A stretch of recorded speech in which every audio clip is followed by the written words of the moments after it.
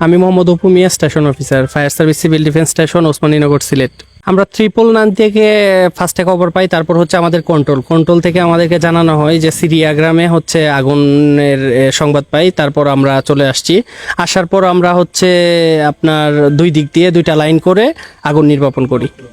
আমরা 10:50 এখানে আসি এবং আগুন নির্বাপন করতে আমাদের প্রায় 2 ঘন্টা সময় লাগে। আমরা এসে যা দেখতে পেলাম, আসবাবপত্র ছিল, তারপর ছাগল ছিল 4টা। এছাড়া তো যা যা থাকার ওই রকম আসবাবপত্র ছাড়া অন্য রকম আর কিছু আমরা দেখতে পাই নাই। কিছু দান ছিল। আপনাদের কতজন সদস্য আসলেন এখানে? আমরা হচ্ছে 4 জন ফায়ার ফাইটার, 1 জন ড্রাইভার, আর আমি হচ্ছে স্টেশন অফিসার। টোটাল হচ্ছে আপনার 6 জন। প্রায় 2 ঘন্টা সময় লাগবে। জি, 2 ঘন্টা সময় লেগেছে। ধন্যবাদ আপনাকে। ধন্যবাদ। আসসালামু আলাইকুম দর্শক, আমরা এই মুহূর্তে আছি সিলেটের বালাগঞ্জ উপজেলা সদর ইউনিয়নের সিরিয়া গ্রামে। আমরা অত্যন্ত দুঃখের সাথে জানাচ্ছি এখানে একটি মর্মান্তিক ঘটনা ঘটেছে।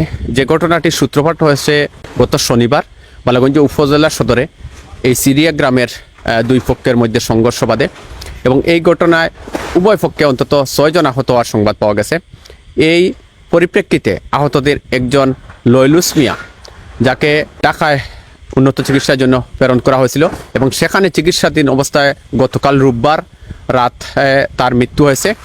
এরপর প্রতিপক্ষ ইউনুস মিয়ার বাড়িতে ক্রুদ্ধ লোকজনরা হামলা করেছেন এবং অগ্নিসংযোগের ঘটনা ঘটেছে।